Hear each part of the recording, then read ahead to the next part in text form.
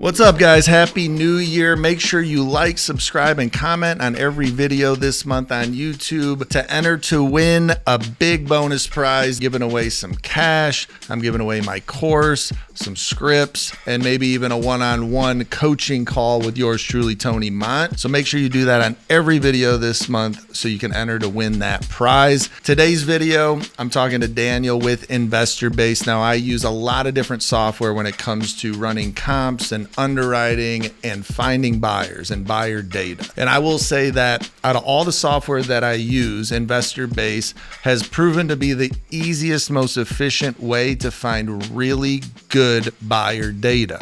And we use Investorbase on every single property. We'll run comps on there. We'll see what investors are paying for properties.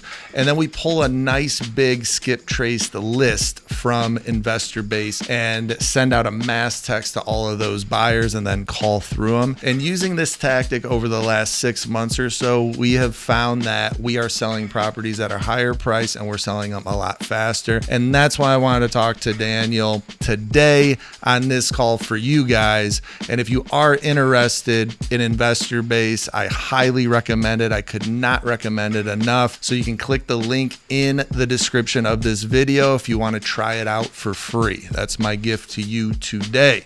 So make sure you like, subscribe, and comment on every single video this month to enter to win that big prize at the beginning of next year. Happy New Year, and enjoy this video on how we pull the best buyer data out there. Quick disclaimer, editor here. If you guys want to still be a part of the giveaway, you still can. We are going to actually extend the giveaway until the end of January. We also want to make sure that we send you guys the best resources possible and finish the series that we promised you guys. So if you guys like the content that we're giving you guys, please remember to like, subscribe, and comment because it helps us out tremendously and it gives you the entryway into the giveaway that we're about to announce here at the end of January. So thank you guys for watching. Just wanted to give you this quick disclaimer. Let's get back to the video. Well, yeah, guys, welcome to Investorbase. So we are a disposition software, which essentially what we do great is we identify the most likely buyers for your deal. Tony mentioned a piece upon comping, right? And doing underwriting to identify, the value of the property that you're looking at, but also making sure we're making the right offers. So what Investorbase is really good at is identifying the right buyers for your deal. But what we also do is we indicate what a buyer is willing to pay for your deal based on the prices that they paid historically, right? So what we'll do real quick, we're going to show you how simple it is to take a random address. I have not run this before. I've never seen it. I don't know where it is exactly. It's in Fayetteville, Tony said. But let's just go see, hey, what do we need to offer this seller, right? And let's go look at what investors are paying, all right? So we come in here. It's funny because I'll just say this real quick. Just a little look behind the curtain. Like, I just grabbed this address and threw it in there, and Daniel did not blink. He's just like, yep, let's just run it. Like, we have not scripted this out anyways. Like, this is not a special address, a special deal or anything, which I would like to say I appreciate about Daniel and the confidence he has in the platform, because we were just at an event in Texas together where a sea of people were calling leads, and me and you were sitting on stage with Investorbase pulled up, running comps and calling buyers on these deals. And it didn't matter where the property was, what the address was, like, just knowing you had the confidence to use your software, pull it up, know you're going to come up with the numbers and the buyers. I do appreciate that about you, buddy. Well, what was funny is when I gave my talk track, we got an address live in front of everybody on stage. I don't know if you watched mine or not. So luckily it worked, right? Yeah. So sometimes that can backfire if it's in a really weird spot, but more often than not, we're going to pull data. We're going to identify who's actually doing deals there or not. So I'll show you how simple this is. We simply type in the subject property right up here in Fayetteville. For this search, I'm going to keep it on 2 miles, but if it's more rural, we can span this out if we need to. Same goes for the time parameter. We can span this out if we need to. Let's stop there for 1 second, Daniel. Sorry. Yeah. Just to be kind of specific about this, let me show, I'll tell you what I do on the parameters, and you tell me if I'm right or wrong or indifferent about it. I like to go 3 years back and a mile out to start. And kind of our KPIs in our office is, my dispo assistant is required to pull 50 buyers, like she needs the buyer's name and number for each deal. And if we can't get it out of 1 mile and 3 years back, then we'll go 2 miles out. But I like going 3 years back just to hit like all those landlords that have properties in this area that maybe haven't had an opportunity to buy another one in this neighborhood in the last few years and would like another opportunity to buy one. Because we want to pull like 50 buyers, and then we also pull like 50 agents. So we have 100 new people to talk to for every single deal. What do you think about that? Yeah, I mean, it just depends on the results that you get back, right? So ideally, let's shrink this as much as possible, right? So like, let's go in 1 year, let's go in 1 mile. I love the 3-year thing for the landlord purposes. But as long as we can produce a healthy result set, then let's condense the parameters as much as possible. So usually for like a demo sake, then I'll span it out a little bit, and our default is 2 mile, 2 year. But let's run it on that 1 mile, 3 year to start. And if we need to span it out a little bit further, then we can absolutely do so. Cool. And for the people who aren't aware of what Investorbase does, what we're doing right now with these parameters is we're going to be identifying anyone who has fixed and flipped a property or anyone who has bought a rental within 1 mile and 3 years of this property. So what we do is we identify the transaction that occurred, and then we identify the person who did the transaction, right? So what we do is we're able to identify buyers based on the fact that they just did a deal, all right? So there's no other way to be produced as a buyer result in Investorbase. You have to be doing deals, right? So we can toggle between flippers and landlords if we want to. Property types, we have everything from single family to land. We're just going to leave this on all for right now. We have some advanced filters over here that we won't mess with. And then when we turn on skip trace and save results, this is going to identify the contact information of the buyers for free. Okay. So there's no extra step, there's no extra cost. And that's also going to save them to the My Deals section, right? So without ado, let's press search. And what we want to hone in on here is underwriting, right? So Fayetteville is a little bit more rural. So let's see what we got. We just produced about 18 results for buy and hold and fix and flip transactions that have actually occurred within 1 mile and 3 years. What I'm going to do. And then we have more landlords in this data set because I'm looking along with you here on my computer as well.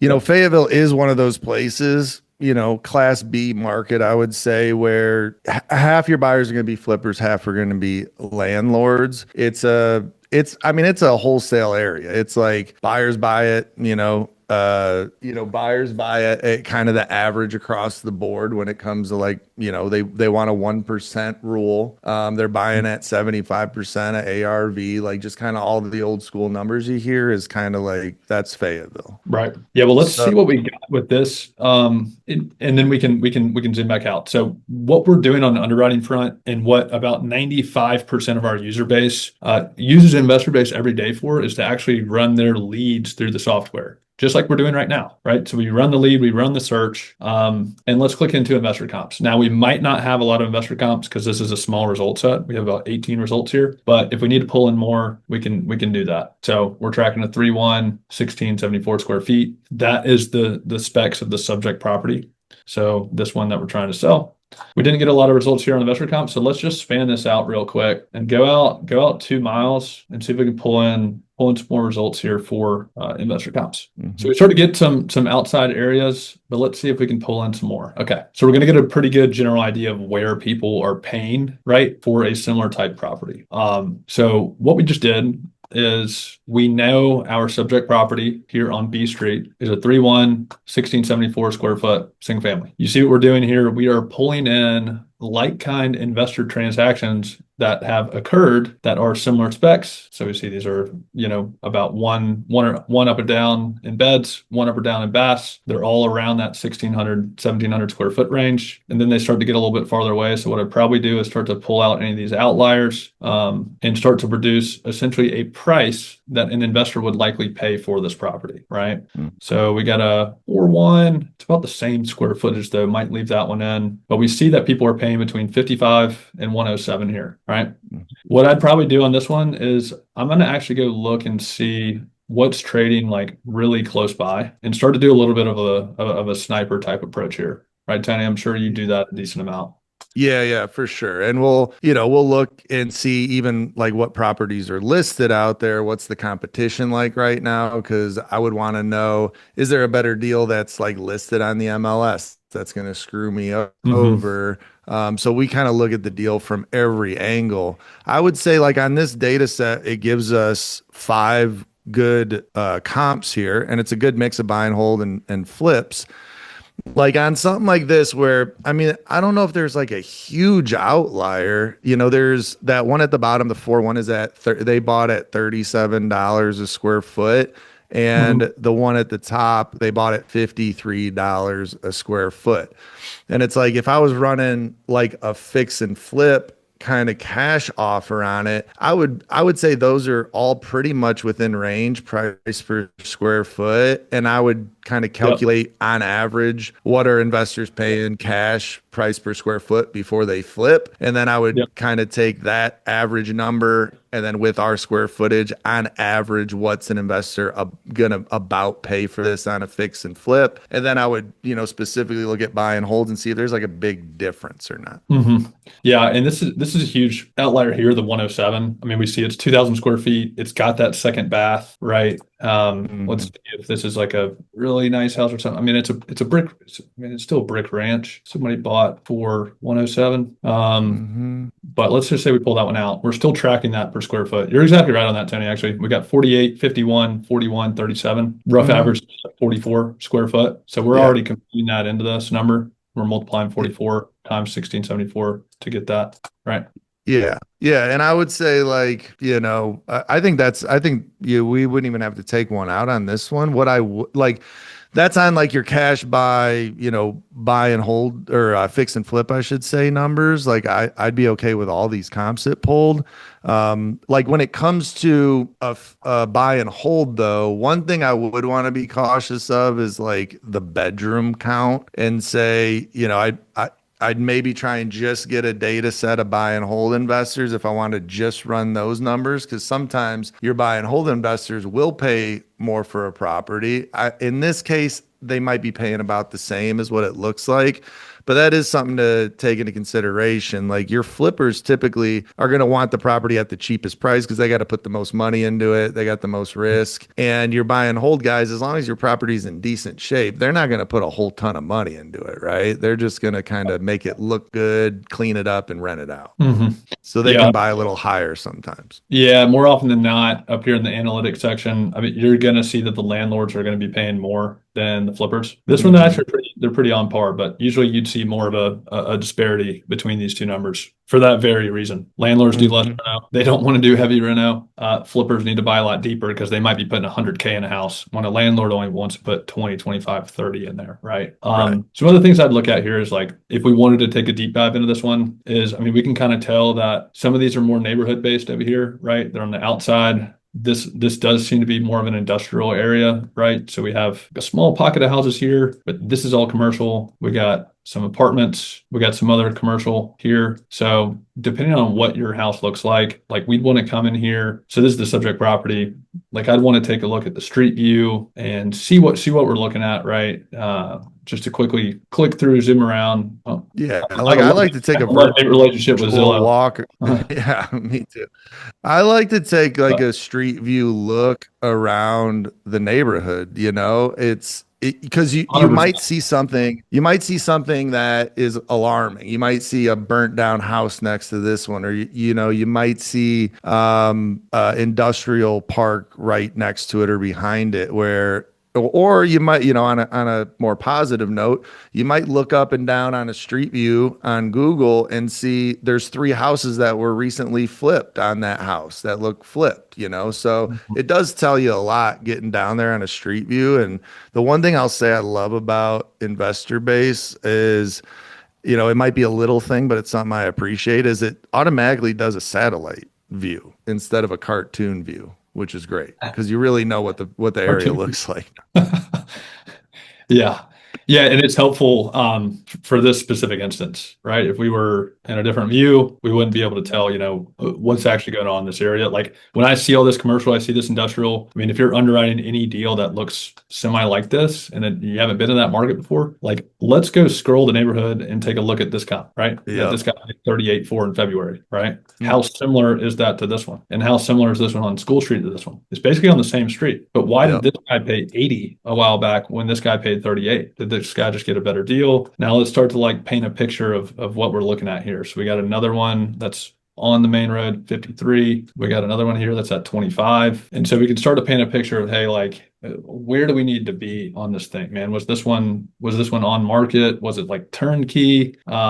Yeah. So this guy bought this one turnkey. I mean, it was a while back, but I mean, this one does not need a lot of renovation at all. Well, it definitely would need some lipstick on the pig for sure. But for a rental, I mean, this thing isn't falling apart, right, Tony? I mean, it's got dude, a nice curb appeal. And I would say, dude, like that's a perfect property in this type of market where, I doubt they would even take the wood paneling down if a landlord bought this. They'd probably just paint the whole damn thing, maybe put some different floors in the kitchen, maybe some LVP throughout or something, but it's really just LVP paint and make sure everything's functional and rent the damn thing out.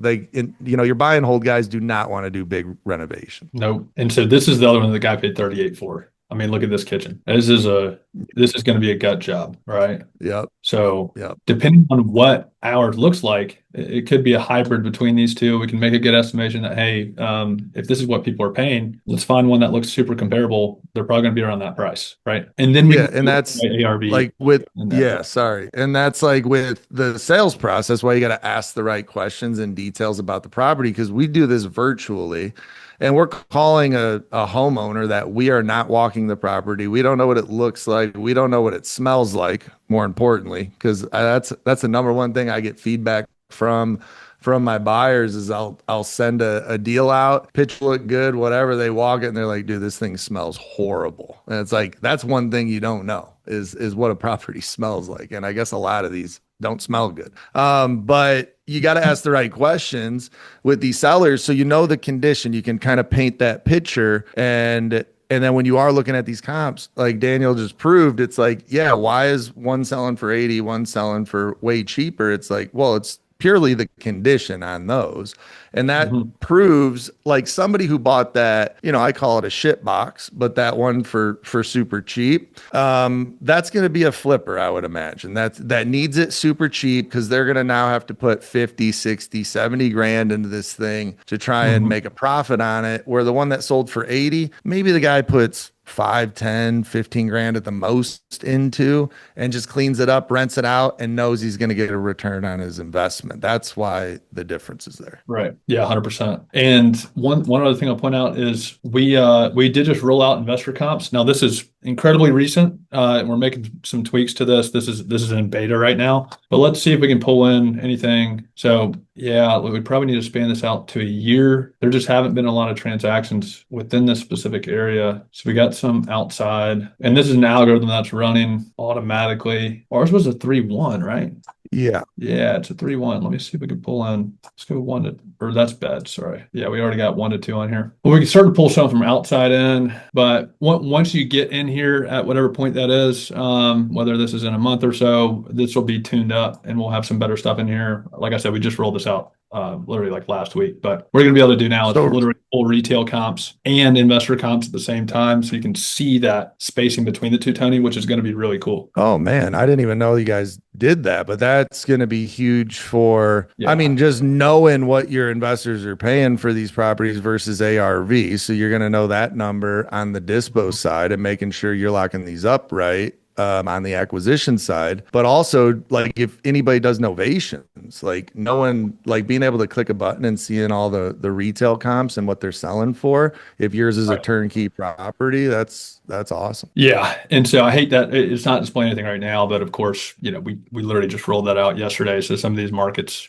we need to fall back to pull in some comps in a different way. But anyways, a lot of good stuff here. And like, even if we didn't pull in a lot of investor comps here. I mean, look, I'm breaking this down like we're zooming in just like we did here, and we're looking to see, hey, these are all the deals that investors have actually bought. So what did they pay? Why did they pay it? Would they pay the same thing again? Right. And that's always the question that we're asking in my brain. Like, do I think that this buyer would pay this price for it? Well, let's see what he's done historically. And a piece of that, now we start to kind of blend into the disposition side of the business here, which is what we're really good at, of course. But something really cool is we're showing you their number of linked deals that they've actually done historically, right? So we see linked deals as 81 for this buyer. Archie LLC, Robert Duran. We have his phone numbers and everything else right here for us to just pick up the phone and call this guy. But as far as the analysis goes, like for these buyers, this is a super cool feature. Click into linked deals.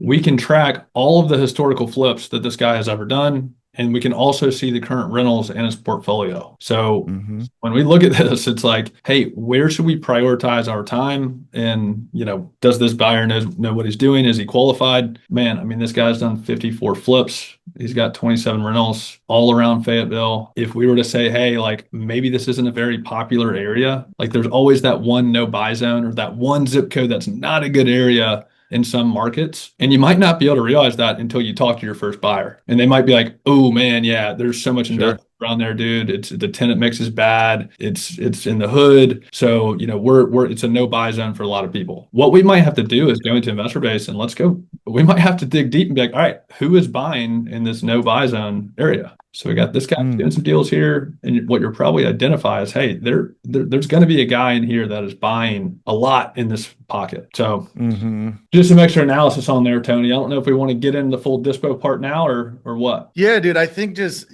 maybe kind of wrapping up the comps too, because I mean, I'll say a couple things here. Is there's so many people that I coach to try and get their first deal. And the biggest thing that they're, I would say, scared of once they get over the phone fear and picking up the phone and dialing, I think a lot of that comp deals. Well, there's platforms like Investorbase where you can come on here, zoom in. It's really doing the work for you. And comps for you that were bought by investors, and then you ran your own calculation on it. It would be huge, but it's actually running the numbers and the calculation for you as well. So like that gets over a big part of that fee. Top guy has, 80 something properties, and you can click on them and for free out of, what people are fearful of when it comes to picking up the phone and dialing. Yeah. Tony, you were breaking up there for a little bit, but I got you. I think I got you for the most part. But did you see this? What I just pulled up? This Michael Carpenter guy here.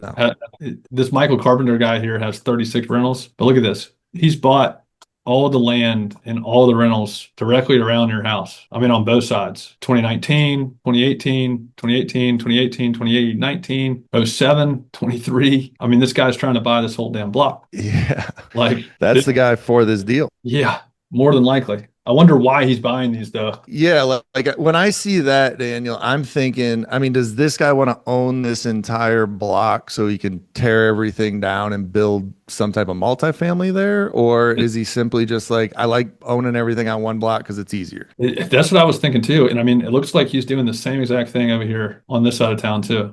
So he could be a developer. I mean, typically we'll pull in any developments that this guy's done. I mean, he looks like he has some commercial down here, downtown. But yeah, just interesting that when you have this data in front of you, you can learn so much about somebody before ever even talking to them. So just some cool stuff there. I mean, we can also see the prices that he's been paying, right? So like we can look at all these, go back and start to see that he's paying, it goes from most recent. So we probably want to look at 2023 and up, but paid $80K for two of those over here. On School Street, paid $80 for one house, piece of dirt. So two pieces of dirt and a house, he paid $80 for it, right? That was fairly recent. Got one on Branson.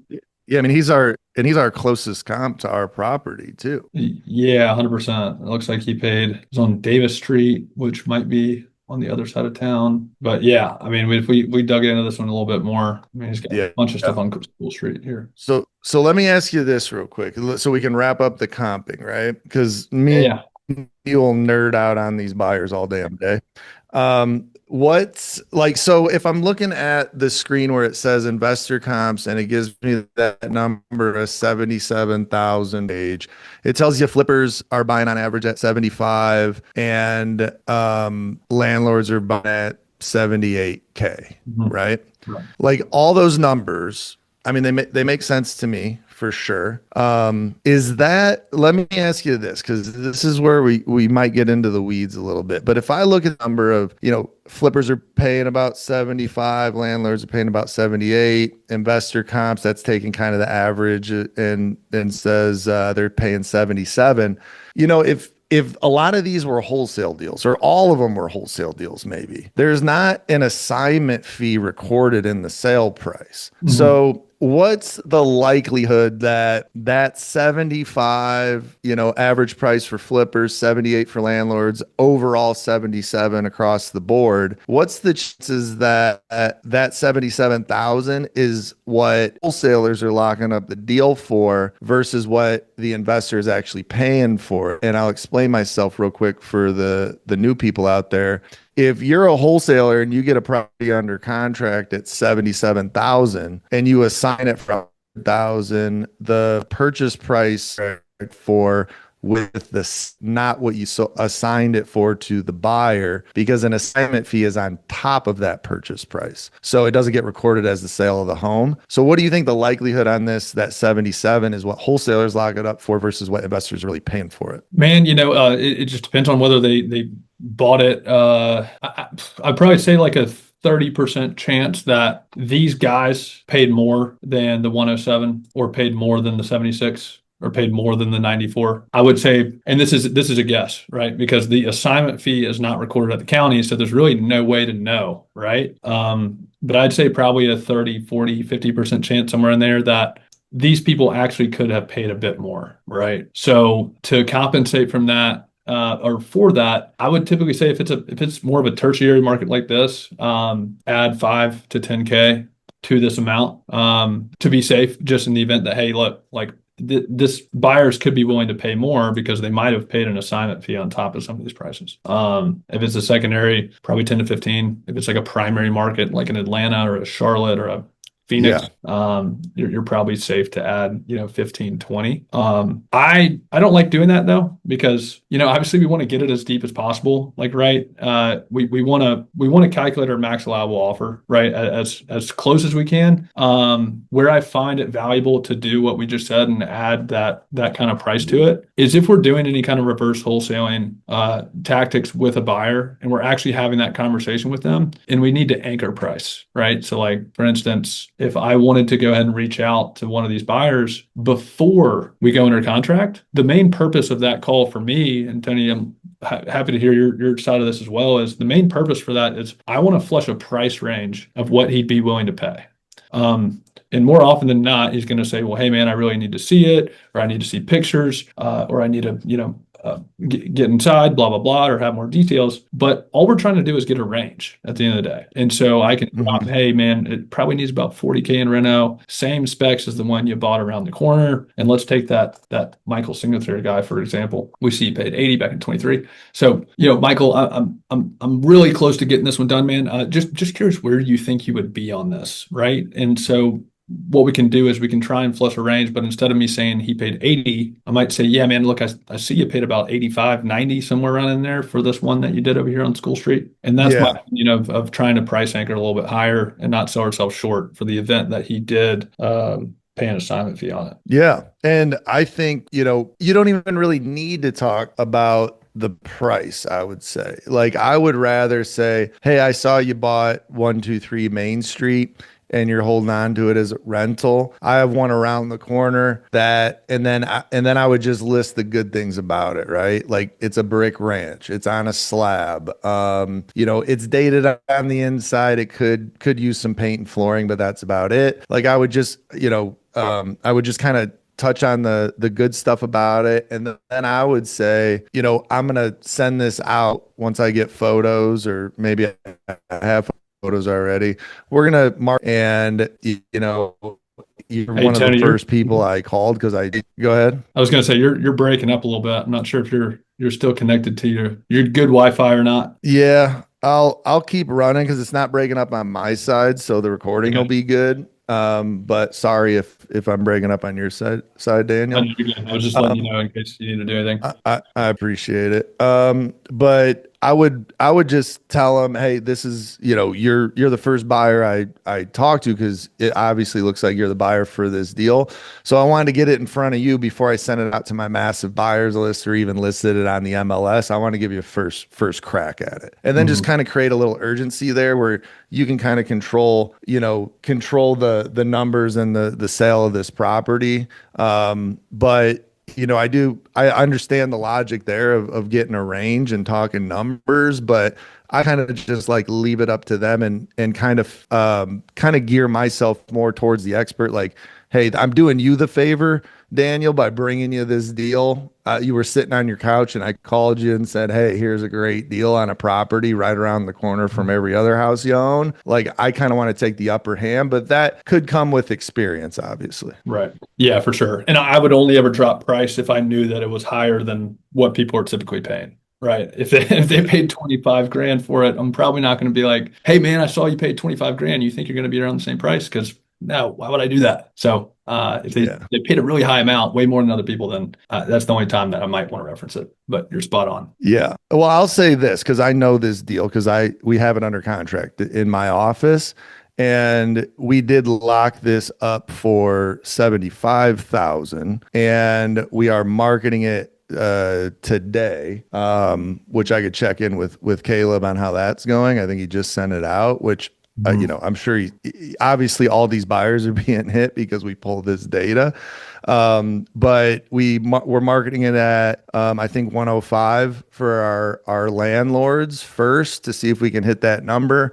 And if not, I do think it'd work for any investor like around 95. But here's the nuance is we see the averages. We locked it up for the average under contract, but ours is super clean and damn near turnkey. So that's Wow. Okay. why we believe we're going to get a little bit higher for it. Nice. Nice. Nice. So we'll have to let you know on how this one pans out. We're just starting to call it today. But, I think like with this platform, if we want to wrap it up, because I think we did a good job, you did a great job, Daniel, of showing how do you run numbers on it, explain the numbers. And I mean, hand in hand, it's, we're damn near dispoing this deal. I mean, we have a whole list of buyers here. We dug in to the best buyer, Michael, who owns everything. We showed the platform on how you find them, with one click, you can get this great skip trace buyers list. So, with any deal that you have, whether you're running comps, you can absolutely use Investorbase. And then at the same time, or once you get it under contract, literally 3 clicks of a button, you can have the best buyer data to call through, which is insane. Like it's such a good software and such a good platform, which is why I send everybody over to it. We're gonna have links in the description as well. If they click on that link, Daniel, what do they get? They get is it a free trial? Is it a month of discount or something? What do they get with the link in the description? Yeah, so we'll actually do both. So with y'all's link, you'll get 14 days of free access, and then they will get $100 off that first payment. All right. And then what's like what does this cost per month regardless if you didn't have that link? Yeah, so if you go month to month, it's about $250 a month. That includes all the functionality that we showed today. So nationwide, the free skip tracing, you can build your buyers list in here. You can track your campaign progress of calling buyers and sending out SMS and doing everything else from inside the software, right? So this is our CRM section. You can create landing pages for your deal to where you put all the pictures in, all the details. It has everything for a buyer to see. So there's a lot more functionality in here that we didn't go over today. But if you wanted to check it out, once again, you get 14 days free access. Instead of $250 for that first month, it would be $150 for that first month with the discount code. Or you can go annual and save $600 off that first payment and pay up front. So I think for 12 months it'd be about $2,400, and then with your $100 off, it'd be about $2,300. But most people come in here and move a deal within the first 60 days, and they're having good conversations with buyers, typically on that trial. I mean, we've had a lot of people make deals on the trial. It's been wild. Yeah, I mean, I've sent I don't know how many people over, Daniel. I mean, you might know that statistic, but I don't know if anybody's gotten off of the platform, maybe one or two, if we're being honest. But it is, yeah, everybody I've sent over has said this has been an absolute game changer. It's been a game changer in our business. And, you know, I do use a lot of different softwares. I use Propstream, I use Investorlift, I use Investorbase. But when I'm talking like just analog buyer data, like a buyer's list, where there is nothing super fancy about this platform. I mean, like, not to downgrade it. It's like you can create your listings on here. It's just, it's so easy to use and it's so simple. And what I think the biggest thing about this is, which you touched on earlier, is these are verified buyers. They're free skip tracing on there. Everything is one click of a button. And there's not buyers that can come onto this platform and try and daisy chain your deal or do anything, you know, suspicious. It's like you're pulling data, and it's real data. And in my experience doing this a long time, it has been the best buyer data that we have seen on any platform across the board. So,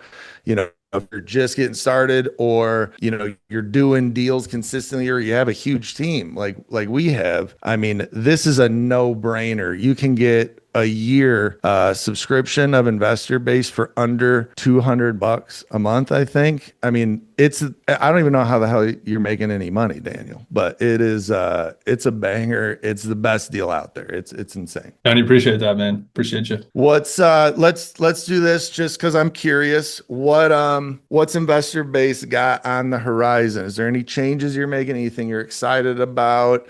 Any changes to the platform? Any new AI stuff? What do you got? Yeah. So some sexy stuff that'll come out in 2026 is like a V2 version of the Smart Match. So I didn't really show on there today, but all of these buyers are ranked from most likely to buy your deal at the top to least likely to buy your deal at the bottom. We're diving deeper into that to make more predictions or more accurate predictions based on their total historical volume. So, you know, we just clicked into that buyer. We were able to see, hey, where has this guy been buying deals since like 2007? So we'll start to track some patterns and make some predictions on these guys a little bit more accurately now that we have that data involved. So that'll be a Smart Match 2.0 version. Second thing people will be very excited about is we are like pretty much finalizing plans to roll SMS into Investorbase within the software. So you won't have to leave to go and integrate something in. You'll be able to send bulk text and do bulk actions out of the software. Right now you can do that with Zapier, but we want to take that a step further to where you can receive messages back in the software and communicate with the buyer within the software and start to track that progress. So that's a big one. We're going to tier the product, so different pricing plans for next year, so people can get more customized with, hey, how much data do you need? How much do you want to pay? So that'll be cool. Very user friendly. Yeah, that's probably the main ones for now. Well, that's enough, brother. I love it, man. Well, thanks for hopping on for this video, man. I think, you know, everybody got a ton out of it, whether you're just starting to do your deals and you need a quick way to get an accurate comp. Like, I mean, we did this one, and I mean, those numbers, which I mean, are spot on for what we locked this deal up and what we're going to sell it for because of the condition of our house. So, and then all the buyers, obviously, I mean, we found the best buyer for our deal. We couldn't have found a better buyer for it. He owns the whole damn block. And his phone number is right there. So, dude, I appreciate it, man. It's always good seeing you and chatting with you. I mean, you're kind of reclusive, Daniel. Do you want people to follow you on Instagram or anything like that? Or what do we want to send anybody anywhere other than the link in the description? Once you get in, you get more access to Daniel. I handle the expert user webinars and stuff like that. I don't post a lot of content, so it's probably not worth following me on Instagram. You can follow Investorbase HQ. We give a lot of tips and tricks on just what's working out there on the dispo side of things and whatnot. So you can follow Investorbase HQ on Facebook or Instagram. But once you come into our world, we'll communicate with you a decent amount more. Yeah.